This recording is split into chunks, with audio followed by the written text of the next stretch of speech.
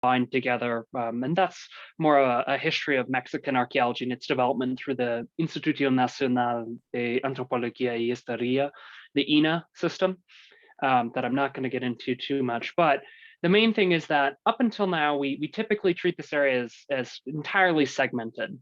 And I'm going to, as Phil introduced, try and make you convinced that not only did that border not exist in the past, but it has had a tremendous impact on how we view the archaeological record of this area. But the area, even in the past, was an actual very unique type of borderland, namely an indigenous borderland.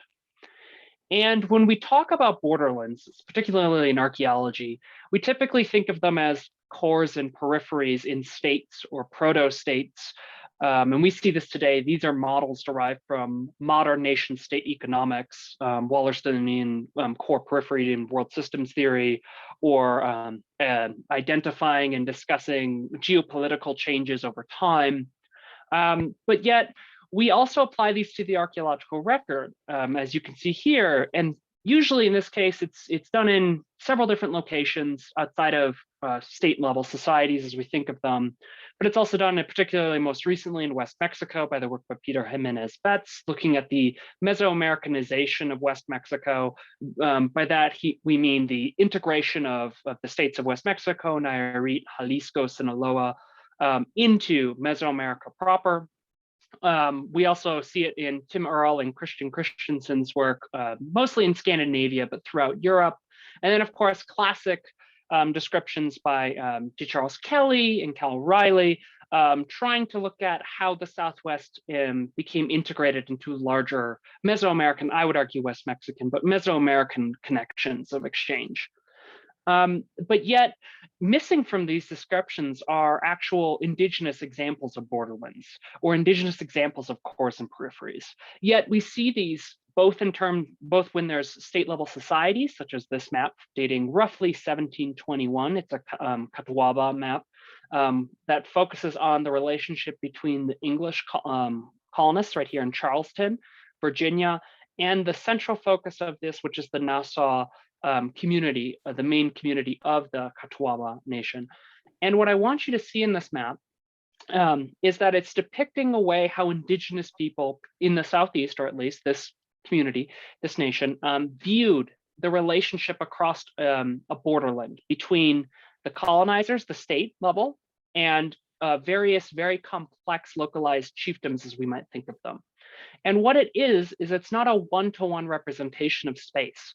Of course, this is Charleston and this is Virginia, so this is south and somewhat north, but this isn't actually realistic. What it is focusing on, not spatially, but it's focusing on their relationships between these different locations, and notably it centers one of them within them, the Nassau. Here's what it looks like if you actually plotted it on a realistic map roughly. And not only do they represent themselves as being in the center, and here's Charleston, so once again, it's an inaccurate map according to Europeans, because it's not spatially correct, but according to them, this is the most important, it's depicting the spatial orientation. But notice it's missing people.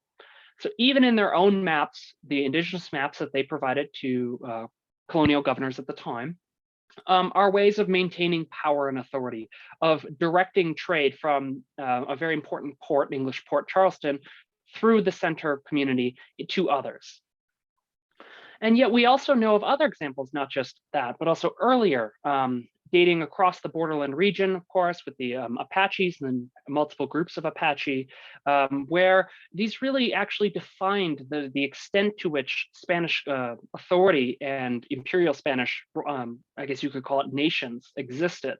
These existed as places that not only had sovereign indigenous communities, the Apaches that you see in turn, or the Comanches, Comancheria, Pacheria. You also see it in terms of interstitial space between these individual communities that were glossed over in many cases by the Spanish, but were relatively well known as existing as between different sovereign nations. So that's what I'm going to try and argue this area was in the particularly the late 13th through the mid 15th century in some respects. And in order to do this, I need to break away from the idea that we have today that borders are militarized, have clear structural differences, have different ethnic or linguistic divisions that break us apart, such as the US-Mexico border, or even in some extent the US-Canadian border with increasing construction along the entirety of it and surveillance. And we need to start looking at borders and borderlands in particular as these sort of amorphous regions that exist that are permeable in multiple different ways. And you can see us here in this is a wall, of course, along the US-Mexico border. It's still permeable for modern viewing reasons, but you get the point necessarily. And in order to define what I mean by the international four corners, this is what I usually define the international four corners as. And this would be a bar, but it's missing currently. I take them, this is the typical international four corners, exactly where those four states of Arizona, New Mexico, Sonora, and Chihuahua meet. Right there. It's not as pretty as the four corners as most of us think of. But I take a much larger perspective, not just necessarily my dissertation, but generally. And I've worked in the Safford area, and I generally treat it as from the Gila River all the way down to the edge of the Casas Grandes River, and then using the Mimbres Valley to the San Pedro as the boundary. And that's because this area over time generally is extremely dynamic, except for the Mimbres area.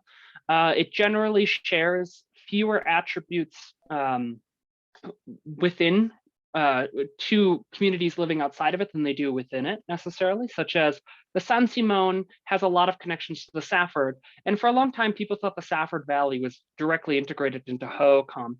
Yet more recent research indicates it kind of flips between Mogollon and Hohokam over time. And to me, that represents this area as a really intriguing borderland in a lot of ways. Mimbres Valley is a little different, but I'm not going to get into that. And another thing that makes this very interesting is in the 14th century, we have two major ceramic types that are widely, well, one that's really widely recognized as being distributed all over the Southwest, and that's Salado polychrome, Gila, Cliff, Tonto. And this was work very well done by Dr. Patricia Crown, who's at University of New Mexico here, demonstrating its roughly widest extent. There have been vessels found a little further outside this, but this is pretty much it. Now, if you compare to a more recent map of the distribution of where Ramos polychrome, the main Chihuahuan polychrome type, has been found, you'll notice it shares a lot of the distribution. Not necessarily the Phoenix Basin and areas north, but almost everywhere else is roughly the same. And this is where we think of as the heartland of the Casas Grandes regional system. So I'm looking at this area where I knew going in, ceramic-wise, we have these two very iconographically charged pottery types, and I'll show you examples of these in a little bit, that overlap entirely over this one area. Now, Salado, and I'm just going to briefly discuss these two just to give you the background for why I'm looking at it like a borderland, because I'm looking at it as a borderland between Salado and between Casas Grandes. And Salado is really Salados. More and more the time we're viewing this as this Archaeology Southwest very heavily emphasizes it as a inclusive meta identity. They've used this term. It layers on top of localized community identities. And they and others have rightfully pointed out that it originated in a lot of ways out of this migration, this diasporatic migration of northeastern Arizona, Kayenta, and I've argued Tucson communities into east central and southeastern Arizona, from which this out of predominantly Safford in the lower San Pedro. And out of this Salado ritual identity or polychrome or ideology emerges and spreads. And I'm focusing on just one of these Salados because the Salado that most archaeologists think of as prescient in the Phoenix Basin and in the Tonto Basin is quite a bit different than this area. And here's what I'm talking about, iconographically charged. You get, depictions of macaws, horned and feathered serpents all over the place. Here's more of them as they've been interpreted. And it's diffused throughout this, it's thought to kind of spread throughout these really widely produced, fairly similarly made Salado polychrome of various types. As you can see here, and these are on display at Eastern Arizona College, where they were produced, actually made nearby. Now, what happens is in Salado, the initial stages of Salado, is that you have these diasporatic migration of ancestral Pueblo communities moving into what we think of as kind of a mix of Hohokam, Mogollon groups. And we notice this inward migration because they construct Northeast Arizona style kivas at several sites, most notably the Goat Hill site, which is located just near Safford, and a few others, as you can see here. Not noted always about these is they often are located kind of like early agricultural period Cerro de Trincheras sites. They're located atop knolls and other defensive structures. They have defensive orientation at times, such as walls, signaling that maybe, although Southwest archaeologists, they have good reasons for this, they kind of would disagree with this assertion, signaling that maybe not everyone is happy with a bunch of newcomers showing up on their doorstep. And it's thought that this is maybe why the Salado ideology spread so widely. This meta identity that kind of enables people to merge Hohokam Mogollon communities with ancestral Pueblo diasporatic migrants.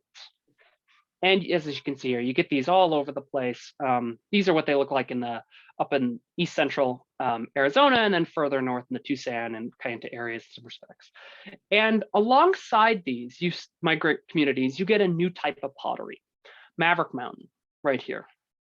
And this is the earliest, well, what most archaeologists would believe is the origin sort of for Salado. And later on, you get a type called Tucson polychrome right down here.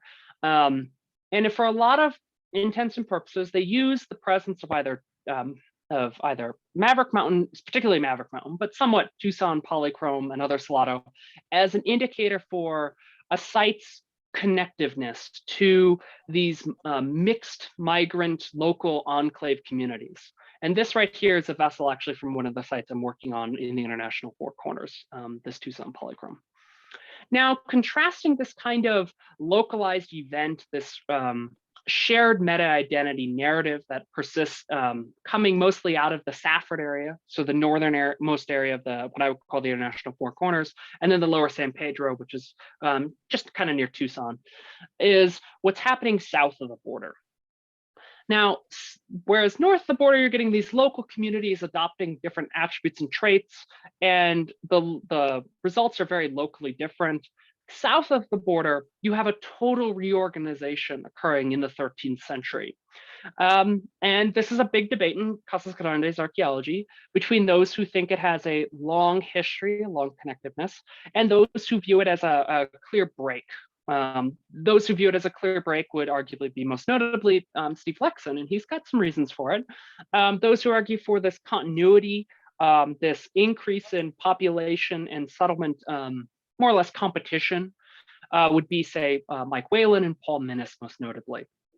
But during the early Medio period, right here, which corresponds to the earliest time period I'm looking at in my area, you really have early Casas Grandes polychrome appearing, and which becomes Ramos polychrome. And you also get early settlements that then become some of the most important villages in the Casas Grandes regional system. Most notably of these would be, of course, Paquime, La Tinaja, which is also known as Site 204, and then there's a few others, and they've been published. Now, at around 1275, which dates to roughly when that diasporatic migration occurs, you have a pretty sizable shift. And that is, you have a massive population increase within the Casas Grandes region, arguably, and this can either be thought of as being an inward migration of people, or as myself and others have suggested, we believe it's much more the case that people are aggregating into the strongest or most elaborate, complex, powerful communities, namely Paquime. This is truly the time period when Paquime grows to its massive size, and I would almost call it an urban center that we think of it today, and you can go walk and see it today in Casas Grandes, Pueblo, Casas Grandes. Of course, it's most famous for the macaws. It has a serpent mound. It has eye-shaped ball courts, the only ones that are this far north. Other ball courts, such as in the Hohokam region, don't look at all like this. It has something very unique that argues it's not necessarily a West Mexican or Mesoamerican. It has several effigy mounds, including a serpent. Here's another kind of bird serpent. It does have a cross mound, which is very unique, and it has these very large ornos up here for roasting features. It bred macaws, which is very unique in the Southwest compared to everywhere else. And in fact, almost I think it's like 60% of the macaws found in the Southwest come from Paquime. And here's what it kind of looks like today Wow. after a bit of stabilization. This massive, truly massive adobe compound. Now, not all of it is adobe. It's multi-storied. It may have been as tall as 5 stories. It may have, but probably was 3. It may have had a population of up to 5,000, although Mike and Paul both suggested it had more like 2,500 people at its potentially at its maximum, which is still one of the largest sites in the Southwest, if not the largest or densest urban polity. And we'd like to think of it that way. It had a sewer. It actually had a internal irrigation system with canals, potentially a sewer system as well in some areas. This is what what we think of as the residential district kind of looked like, adobe. Now, what about the other side? Those mounds I'm talking about. Those, what we call right here, it's kind of an east-west split, where the westernmost portion, we like to think of it as a civic ceremonial core. We don't use those terms, that's a Mesoamerican term, but that's kind of what it is, versus the easternmost, which is this really dense residential area. Now, there are reasons that's not entirely correct, but we'll just go with that. You get masonry architecture, such as this, the Mound of the Offerings, which is one of the most important central locations in Paquime. It's not the most, that's probably the walk-in well, but it has elite individuals. It has a stepped restricted access kind of pyramid right here. It's not fully a pyramid, but it's a platform mound in a respect. In here were several highly elite internments, the only cremated individuals in Paquime, or that we necessarily know of from Casas Grandes. It had this sort of fell-site T-door right here, and it had an effigy, a carved effigy of an individual right here, which we think of as potentially being an elite, although it is notably, very intriguingly, female, which is kind of interesting in respect with respect to what we find at Chaco, for instance, with the elite Pueblo Bonito matriline. As I said, we have these massive hornos, and I'm talking truly massive, as you can see here excavated. This is what they look like now, but this is when they were excavated. But what connects the system, this very highly urban center that has true elites, unlike a lot of other locations that people talk about elites, this has true differences between the elite individuals, most likely, and then the probably commoners, is a system of there are kind of road networks, but we don't have them as well defined as Chaco at all. Most are gone. There hasn't been a lot of research, so we hesitate to use that word. But we have a series of these, what we call them outliers, the largest of which is associated with Paquime. This is kind of what they look like. These large stacked masonry, within which is a mass of burned carbonized wood. And you could think of it as having a massive fire that occurs. Casas archaeologists make the same joke that this is the watchtowers burning in the Lord of the Rings. That's, I guess, how they view it, because they're all on the highest points in all of the Casas Grandes system. So this is one way that they're integrated into a larger whole. Now, just like kind of like Chaco Canyon, Paquime also received kind of the most unique, elaborate things in the Southwest. In fact, it has several things that nowhere else in the Southwest necessarily has. It has the famous Casas Grandes meteorite, as right here, as you can see. You get true figurines, and hundreds of them, unlike the few that we know from the Chaco Canyon regional system. You get highly stylized depictions of serpents and macaws. As I said, you get individual depictions in stone. There's at least roughly a dozen of these that are known, not all of which we know exactly where they originate. You do get some very elaborate works of turquoise, although notably there's far less turquoise at Paquime and other Casas Grandes sites in total than pretty much most other places in the Southwest that are this dense and complex in some respects. You get, this is actually a pendant. It's pretty small, it's about 2.5 or 3 centimeters long. It's copper. It very clearly comes from West Mexico. It's the only one of its kind that we have. It looks to be a turtle or a tortoise of some kind, and you could actually wear it right here. And then you get the very famous Paquime hand drums, ceramic hand drums with holes that you could actually probably use as musical instruments. And there's been a recent publication discussing the musical instruments by Emily Brown. at Paquime. Now, that's what it looks like at Paquime. We don't necessarily have a great understanding of what Casas Grandes looks like necessarily elsewhere due to internal histories of site destruction, looting, lack of interest by archaeologists, very limited availability for excavation. We know a lot more than we did 20 years ago due to the work of Paul Minnis and Mike Whalen excavating sites in the area, and also Jane Kelly and colleagues a little further south down here. But for the most part, archaeologists sort of view this entire area, don't worry about all of these, this entire area is integrated into the Casas Grandes regional system. And in particular, they look at this northern area, which had quite a bit of earlier work, as representing one of two separate arguments. And this is usually actually breaks down on whether or not you're talking about the archaeological record of, or if you did archaeology in New Mexico or Arizona. Archaeologists who work in this area in Arizona don't really see a strong connection to Casas Grandes or Paquime, and so they argue that this regional system is nebulous, disconnected, and variable. Whereas those who work in New Mexico, particularly those who excavated in the 60s, argue it's integrated, organized, and part of this large hierarchical regional system. Which, when you hear that discussion, immediately brings up, that just sounds like you're importing a Chaco model down into Casas Grandes. It's the same debate archaeologists have been having for the last almost 100 years about the Chaco outlier system. Are these local communities that are choosing to associate themselves with a very complex polity, in this case Chaco or Pueblo Bonito, or are these truly, outlying communities being established purposely by individuals in the core, a true core peripheral system? And I'm going to make a case that it's messy. It's a little bit of both, actually, in this area, as people have argued in Chaco a little bit. And if you follow the trajectory of Casas Grandes regional system research, you'd see that they pretty much do adopt what was the main focus of Chaco research just about 20 years later. And for my dissertation, I'm focusing on these sites, and the colors, these just represent different where they're curated, actually, so that it's not important necessarily, but most of my sites are north of the international border. However, I'm working with a series of sites that are surveyed, not excavated, south of the border, through my colleagues at INA Sonora in particular. It's just being a little difficult getting access to them. But what I'm looking at is, my questions relate to this creation necessarily, this northern periphery, if we think of it, of Casas Grandes, right up here.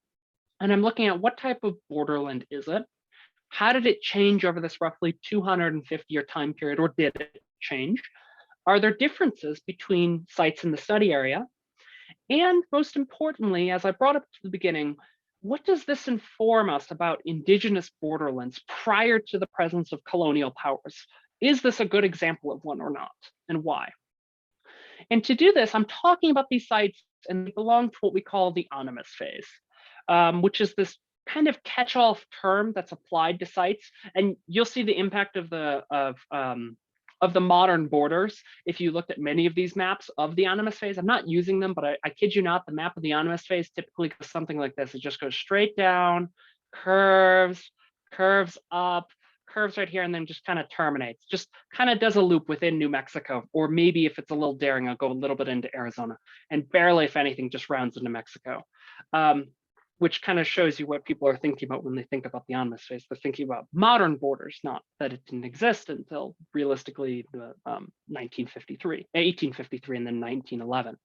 And the animus phase has been long realized as this North Casas Grandes area, from the presence of figurines right here, human figurines, to snake figurine fragments, to elaborate, highly decorated Casas Grandes pottery that we think was made near or at Paquime pretty extensively. I'm currently having sherds looked at, so I'll have new data on that in about 6 months, hopefully. And it was first defined actually by A.V. Kidder the Cosgroves excavated a site way down along the border called Pendleton Ruin in 1933. They didn't publish till well after the war. And this is what they found. They found this large room block with, and this was the latest and greatest excavation method of the time, as horrific as they might seem today, of just trenching and piling dirt in the rooms.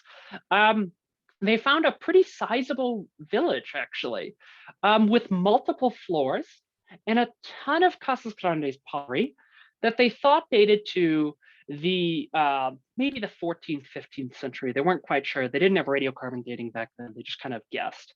And there's no tree rings that worked really well. Well, in the 1960s, the School for, what was then the School for American Research, and it's now the School for Advanced Research, conducted a bunch of excavations and surveys throughout Hidalgo County by several people, most notably Gene McClooney, as you can see here. And he excavated what's probably become the most recognizable Ananas phase site, and that's the Joyce Well site. It's a fairly sizable village. He excavated 45 out of an estimated 300 to 400 rooms. It has some of the most striking Casas Grandes architectural features shown here. Here's a collared hearth with an actual terracing right here and then a circle. That's a very Casas Grandes attribute. It's got a collared post hole and it's got a T-shaped door in it, something very Casas Grandes like. And these are all actually in the same room oriented together. This is room 18, which is thought to potentially be kind of like a kiva, but we don't have kivas in Casas. And when he excavated this, he kicked off a long discussion and thought by a lot of archaeologists that this region had to be probably settled by people from the Casas Grandes Valley as part of a formal periphery, potentially to increase exchange with the Pueblo, with ancestral Pueblo communities or Mogollon communities further north. It also has eye-shaped ball courts. As I told you, Casas Grandes has these kind of eye-shaped, and use your imagination a little bit, but it's similar. Here's one at one of the second largest Casas Grandes site, La Tinaja. And here's what they look like in the boot heel, actually, in the boot heel of New Mexico, in the International Four Corners. They're just kind of a row of stones this way and that way, and then they kind of just open out. This is one at, fortunately, at a site we know very little of. It was probably very much like Joyce Well, roughly the same size. And there's about 6 ball courts that are known from this area, minimally. And so it's also posed the question, why? Why would Paquime settle, or potentially settle, or people from the Casas Grandes core right here, settle areas way out here, over 150 kilometers away? Here's Joyce Well. And the thought is, there's been 3 proposed ideas. Door number 1 is it has to do with obsidian. The obsidian source directly next to Joyce Well is known as the Antelope Wells, and that's right next to, it's right here. And we know that some of it shows up at Paquime. The thought was, until really excellent work by Sean Dolan, pretty much demonstrate that's not really the case. Most of the obsidian's coming locally. There's some that's further away, but most of it's coming locally. The second thought is, okay, well, right about here is the Hachita turquoise mine, which is used historically. Well, unfortunately, there's not a lot of turquoise down near Paquime. It hasn't been formally sourced yet. That's something that people are working on.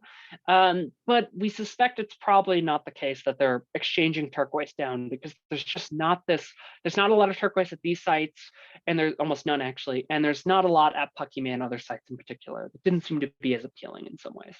This is what was there.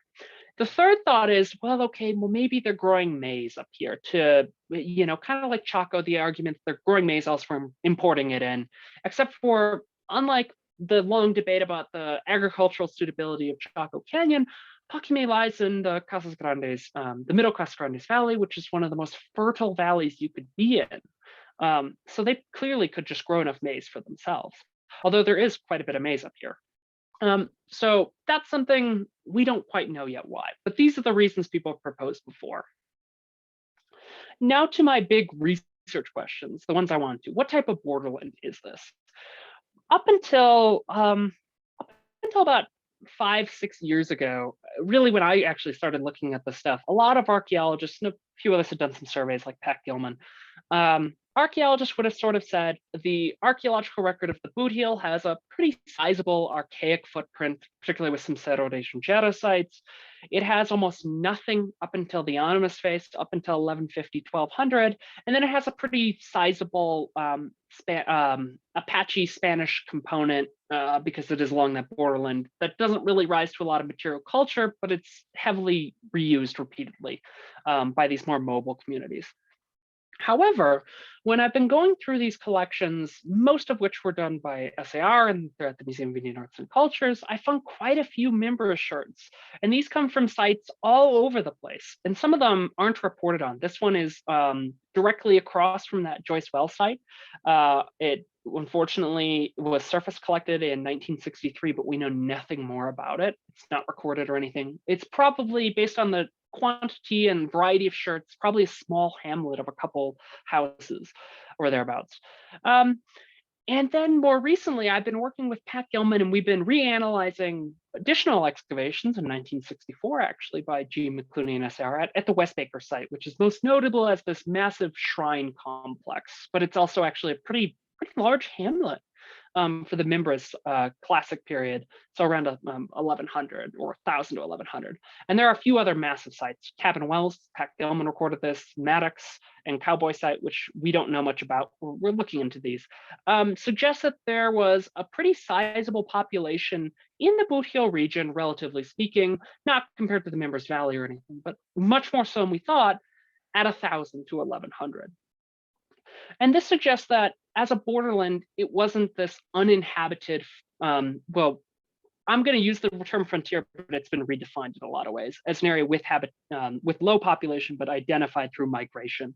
That it has long-term, low-level population in the area that then gets probably some migration inward from Casas Grandes area. We don't know exactly where. The second one is, what are changes and developments over time in this area? If it's a borderland, true borderland, we should see it being extremely dynamic over time as localized populations adjust and change their ways of being from where they used to previously live. And this is what you see in Salado most notably. These are two animist phase villages that archaeologists usually talk about. This is Box Canyon, and this is Clanton Draw. And Clanton Draw is a series of 2 to 3 small compound adobe compounds. You can see here's one of them. There's another one. You don't need to see it necessarily to get the picture. Located on little rises in an area. Box Canyon, though, has a very different appearance. It's U-shaped in 2 U's, and there's argument that there might be even more. It has open plazas that are somewhat enclosed, almost entirely enclosed. They're fairly restricted. And it's got dozens of rooms here, some of which maybe might be 2-story, but that's debatable. So this is a much larger site with a larger population, and it has those very quickly aggregated U shapes that are very common to archaeologists, say, like working elsewhere in the Southwest, like Arroyo Hondo and things like that, versus this is just a smaller settlement. Now, you see that also here's Joyce Well, U shape. And it has about 4 of these that we can suggest are there. Several have been bulldozed, or we just can't see them because they're covered by somewhat active dune fields at the time. With open plazas, the ball court's up here. It's off the map currently. And here's that room that I was talking about. There's the colored hearth, post hole, and then T-door. Here, though, is a very different kind of structure. This is what Pendleton Ruin looks like, what we can tell. It's also kind of U-shaped, but it's square. It's has a fully enclosed plaza, has another plaza over here, and then has another compound that is off map that was unfortunately not mapped when excavated. And it has possibly a platform mound, kind of like Hohokam platform mounds, constructed during its later occupation. These are all sites in New Mexico, showing a very dynamic history in this area. And up until I started actually radiocarbon dating these sites, most archaeologists thought, based on ceramics, that they're roughly contemporary. It actually turns out that these 2 sites date much earlier than these 2 sites, even though this site, the Joyce Well, looks very similar to Box Canyon. Box Canyon pretty much is terminated at around 1280. And it had a pretty catastrophic burn of fire all throughout it, at least. Now, whether that was intentionally set or was done through conflict is open to interpretation. Now, Joyce Well, I don't yet have a radiocarbon date. I have not been able to get access to the Peabody for various reasons, but I'm going to get those dates soon, hopefully. Joyce Well, and I took several dates from here, and one up here, and I'm going to get more dates from Joyce Well. However, dates kind of differently. Joyce Well sort of fits what we'd expect for these U-shaped pueblos, as we think of them. These are they aggregate, and then maybe they terminate a portion of it and then construct more and live over here, and this is no longer occupied.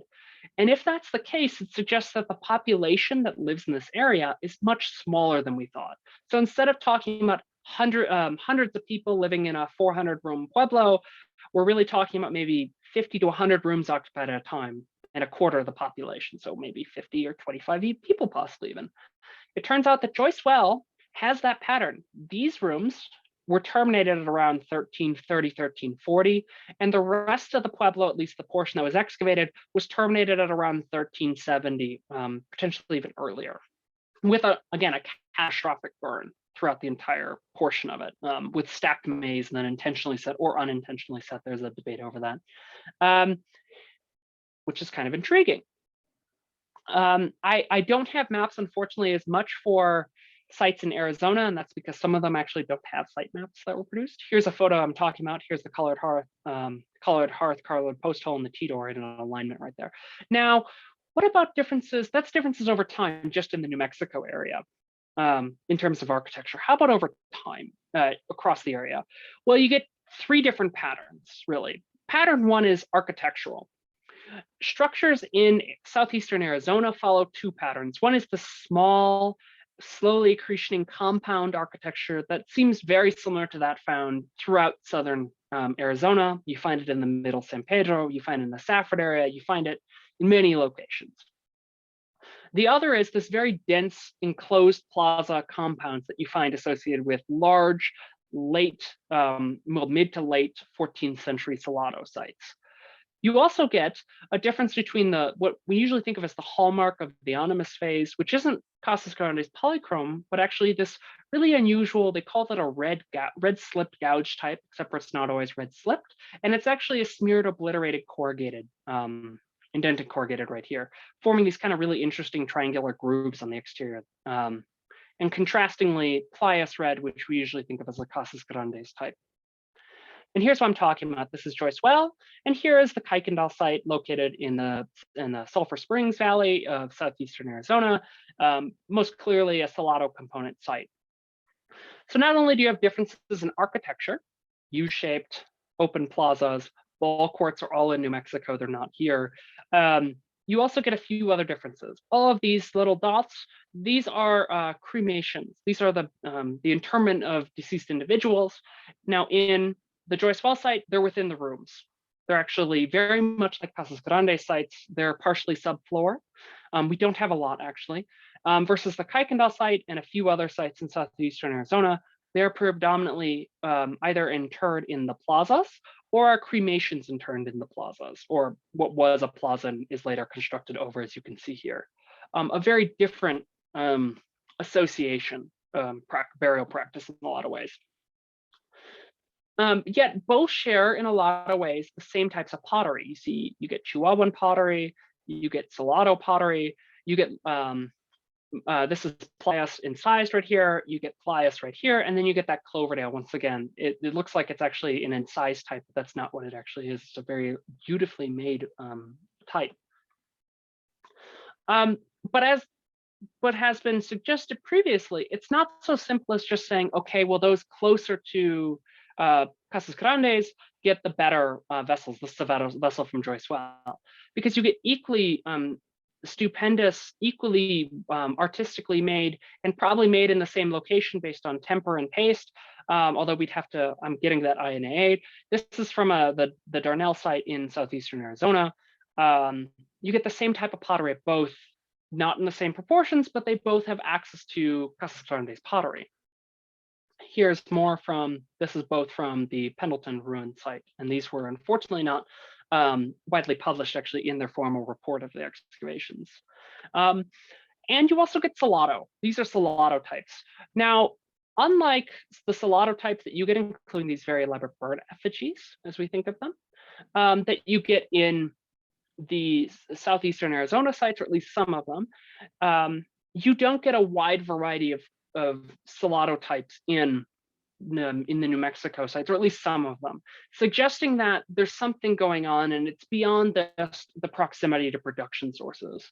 Because as many archaeologists, including Lewis Bork and others, have identified, Salado is a choice. You choose to adopt Salado, you choose to integrate with Salado, you choose to accept whatever Salado represents in some ways.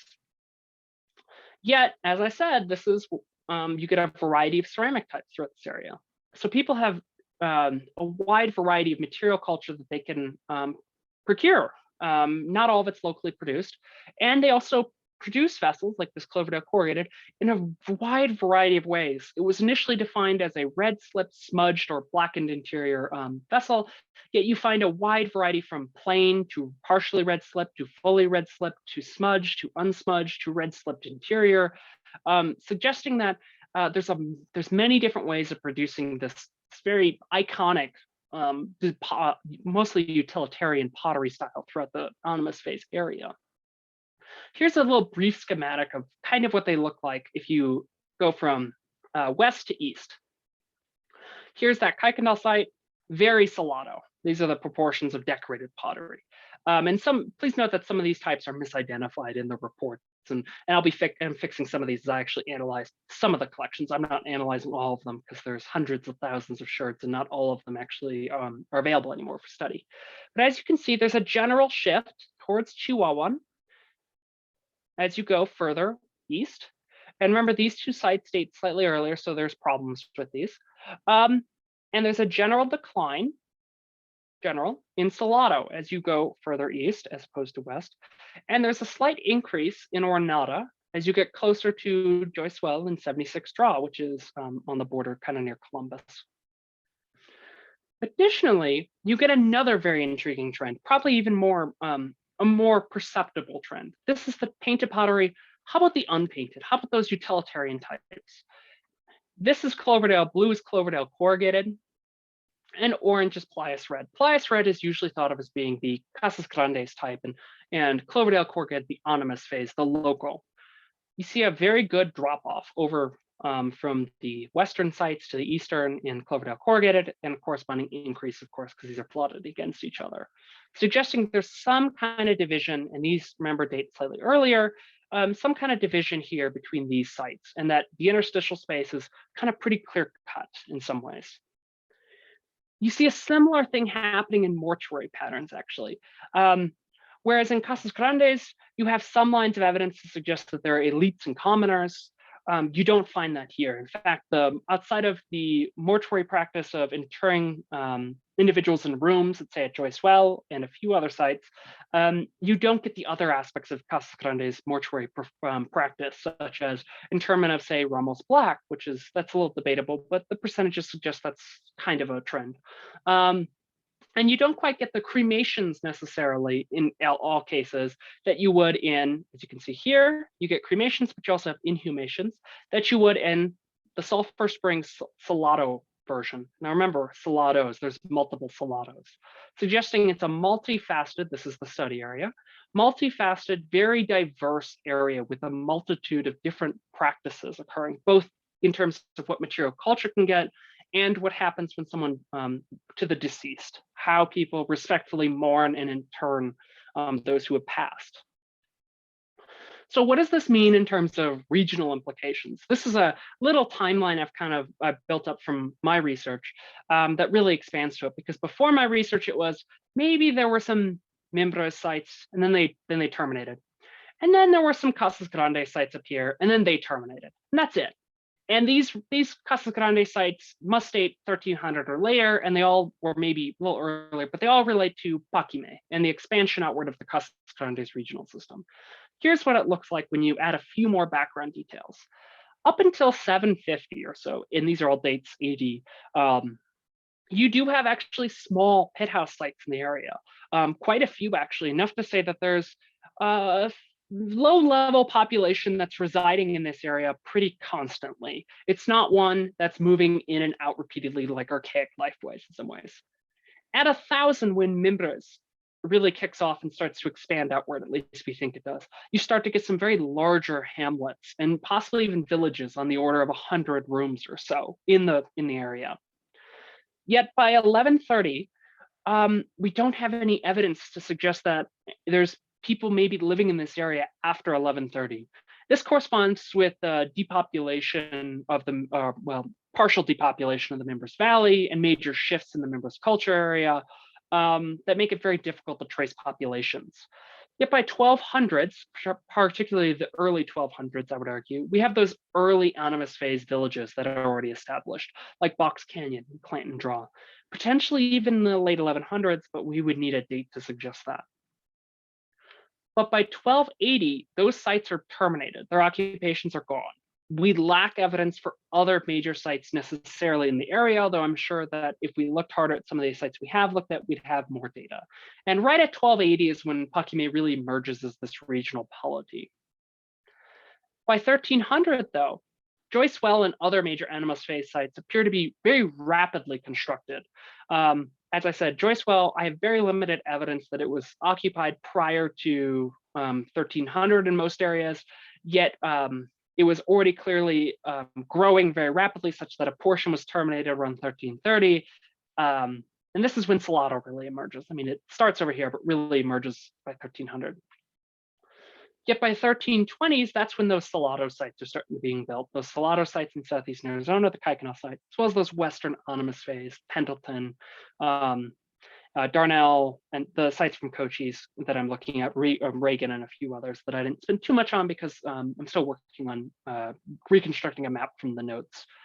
By the 1370s, though, most of those major, very tied into Casas Grandes sites, the ones with the ball courts, the one with the very Casas Grandes mortuary practice, but not necessarily the Casas Grandes, the ceramic pattern, are depopulated. They're burned too. By the 1400s, or roughly 1400, we don't quite know. The potters suggest they maybe could have gone as late as 1420. I have problems with that. I think it was 1390, 1400. Suggests that these sites were depopulated. So you've got two separate patterns going on at the same time. And then by 1440, Paquime occupation is pretty much terminated. What this suggests, if you take it as up together, is one, the International Four Corners has a long history, though, of low-level occupation prior to the Casas Grandes regional system. This makes it a frontier in terms of how we would think of borderlands. The integration into that regional system varied, but it occurred very rapidly at several sites, but only some, suggesting potential migration into those areas, but not wholesale migration.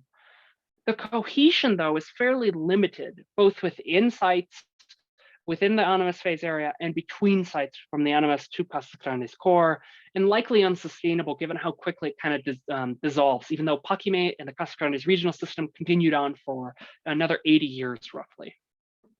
And the changes do not seem to match well with major changes in Casas Grandes or Salado areas. We don't see a one-to-one match or an echo kind of occurring, suggesting that these are local choices and relatively weak core-based control over these peripheral sites, as we often like to think of them.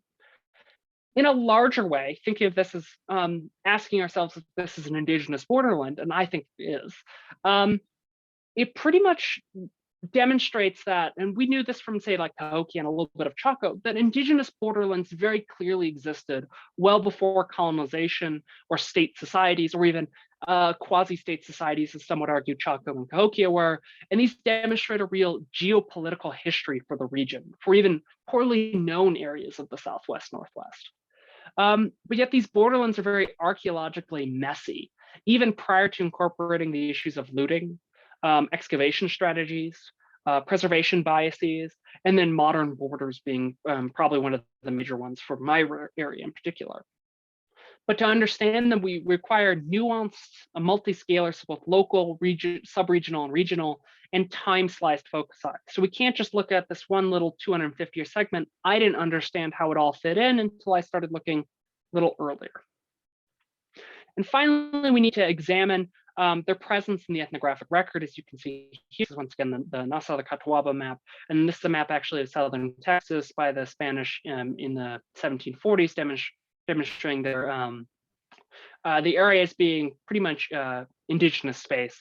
That's what the people represent. So this is that's the termination of the Spanish empire as they thought of it, even though they claimed the lands, they didn't have any sway over it.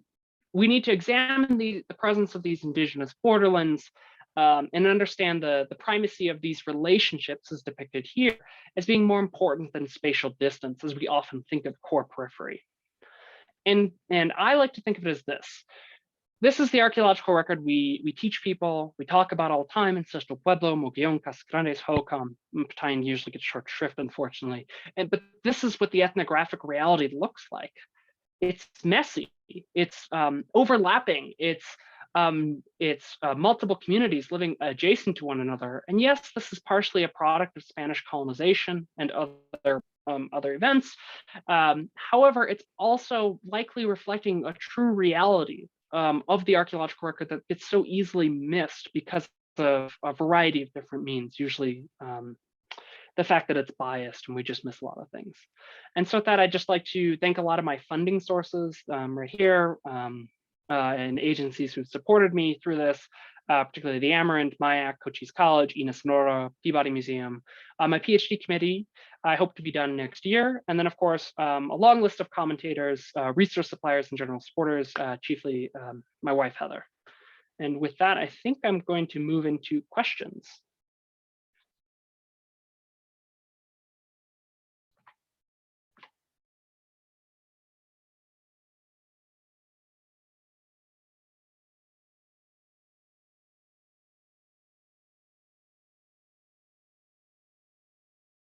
Does anyone have any questions? I can answer whatever I can. Yeah, does anyone have any questions for Thatcher? You know, I was wondering about those remote room blocks or sites in the Boot Hill. Seems like, has there been any survey for like old springs or old water sources? So let's say those, they go there even before, you know, the peak of Paquime, let's say, and they're habitating there. I mean, they have to be farming if there's even 50 or 100 people there. So it seems like over in Carlsbad way, we'd be, you know, digging archaic sites. Well, find out there's springs that used to be there, right? But you have to really look for the geophysiology of the landscape to see where the springs were, because they're not there now. So, yeah, there are. That's why the name of Joyce Well. It's called a well because there's a well there, and there is a seep right there. There are some creeks. It's along Deer Creek. There's a few others. There are of course playas. That's the name of the Playas Valley, which provide water. We definitely know they're doing quite a bit of agriculture because a half dozen rooms at Joyce Well were stacked with roughly a meter, or if not more, of maize that was then burned. So corn being, we don't know where they were growing it because it's really arid down there, and you don't get a lot of frost-free days in some ways. And we do know that there are seeps, Phil. One of the things the side project I'm working on with Pat Gilman, we're working on the West Baker site, that Mimbra site I was talking about, has a seep right next to it, which we didn't know about till we opened the boxes. And there was actually a modern botanical samples that were collected that were labeled as botanical samples from nearby seep. right, that's, I guess, Antelope Wells too, right? That must be a spring. Yeah, that's interesting. What other plants would they possibly be collecting in there? That's the question. We don't have, unfortunately, they didn't collect, you know, botanical samples for some of these sites, really. They didn't do flotation or pollen for most of them. We think agave, of course. Right. And they are located where they're located, you know, with the sky island topography that defines the area. You get the elevational gradient of resources. You just have to go into the mountains, and every, you know, so many feet you get a new elevation. It means you get a new resource base. Yeah, now the Chiricahuas are really pretty close to there, actually. Once you get over by Rodeo or over by in the mountains there. So yeah, they could do that. No, that's real interesting, because and you mentioned Sean Dolan. I know he's doing obsidian sourcing. So I mean, in a way, these could be transshipment points for obsidian, even though, like you said, there's lots of obsidian in Mexico, a lot of sources. They don't have to go outside that area for obsidian. But I was just wondering if in those excavations in those smaller sites, did they find some obsidian or not very much? See, that's the interesting thing. You're right next to a major obsidian source, Antelope Wells. Now, the problem is Antelope Wells actually is kind of a lower quality, easily breakable obsidian source. So actually quite a bit of the obsidian that has been sourced from the animist face sites comes from north, comes from the upper Gila, like Mule Creek. Right. And there isn't a lot of obsidian in the actual materials. For the final projectile points there is, but not in the debitage. Most of it's your rhyolites, your cherts, your chalcedonies, your basalts. Right. And then there's definitely some paleo archaic components in that area. There's a lot actually of especially a lot of IOs and whatnot. Yeah. Yeah. Yeah, that's just a kind of an unknown area, kind of what Sean's doing in Mexico. That's as soon as he gets a chance to go back down there, right? To get into those sites. Oh, real interesting. Anybody else have any questions? Let me see.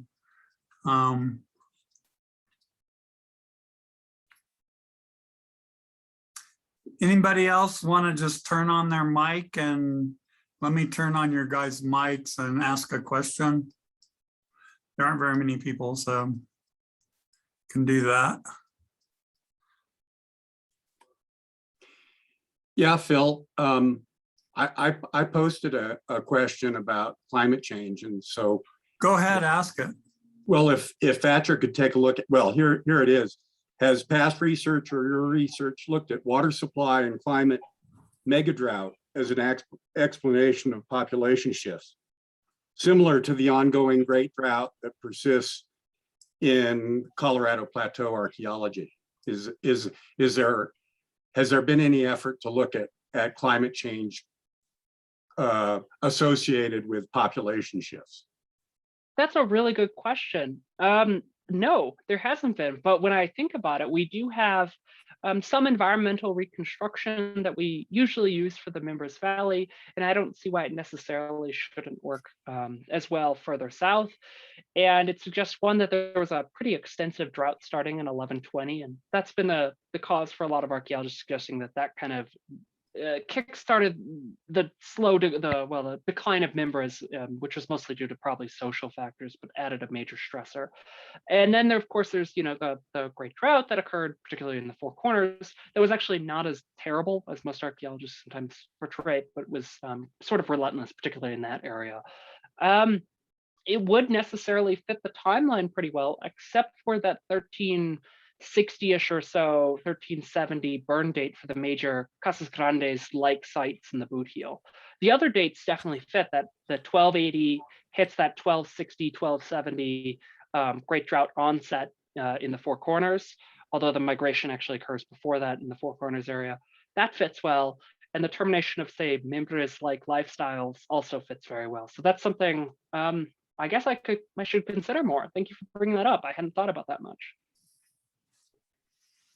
Okay, there's another question here. It says, let me get the whole question, sorry. Let me see if I can make this shorter.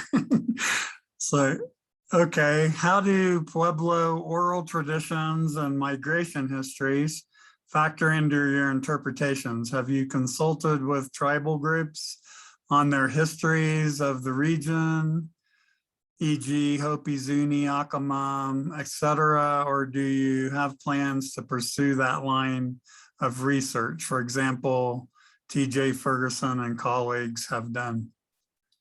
I have not done that recently, and it would have been nearly impossible due to the COVID pandemic that really heavily brought to bear what was the most important to Indigenous communities, which was their health.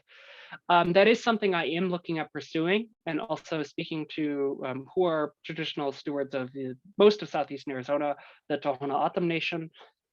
And also I'm working with trying to work with some communities in through INA Sonora in northern Mexico, although it's a lot more difficult working with indigenous communities there because they don't have federal protections. But that is something I'm looking at. There are oral traditions, particularly from Hopi, that do relate to this area and further south, particularly Casas Grandes and down into Mesoamerica, as a general location for what they call Palatuapi, source for some of their clan migrations upward.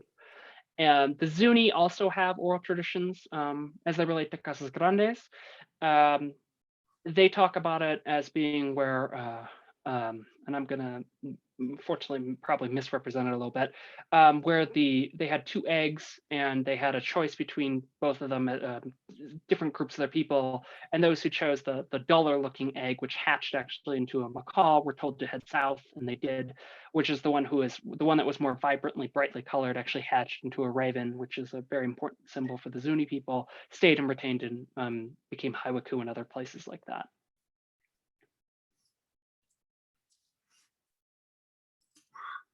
Speaking of which, how many macaws at Paquime? About 300 or more?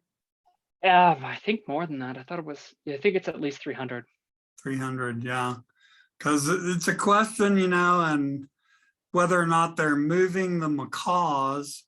Are they moving baby macaws? Are they moving mature macaws, or are they moving just the feathers? Right? I mean, there's macaws and chacos, so obviously at some point they had to move the macaws, but they didn't live very long, right? I mean, no. So these birds that live 100 years, they live like 5 years, I think, after they dated the birds. So that's, I was wondering, what I was getting at was like transshipment points. You know, there has to be a trade route moving the birds north somewhere, you know, either up into the Mogollon or, you know, further north. So in any little site, it's hard to say exactly what's going on there because they could have other functions, you know, too. Yeah, that's one that we don't have any macaw remains or anything from any of the Animus phase sites that we know of. That could easily be preservation. Right, it's pretty dry climate. Yeah. Okay. Anything else from anyone? All right, that was really good. Thanks. That's yeah, Spanish borderlands. That's a whole topic in itself, right? Yeah. All the way through the colonial period, for that matter. Okay, so we'll see you guys all next time. April 12th is our next meeting with Hannah Matson. And so hopefully we'll see you all there. Thanks a lot for coming, Thatcher. Oh, no, thank you for having me. I appreciate it. Yeah, and we'll be seeing you again, probably, hopefully at the ASNM virtual meetings. So, all right. Well, take care, everybody. And it's a good meeting. Very interesting. Thank you. Thanks, everyone, for coming along and listening. Take care. Be safe.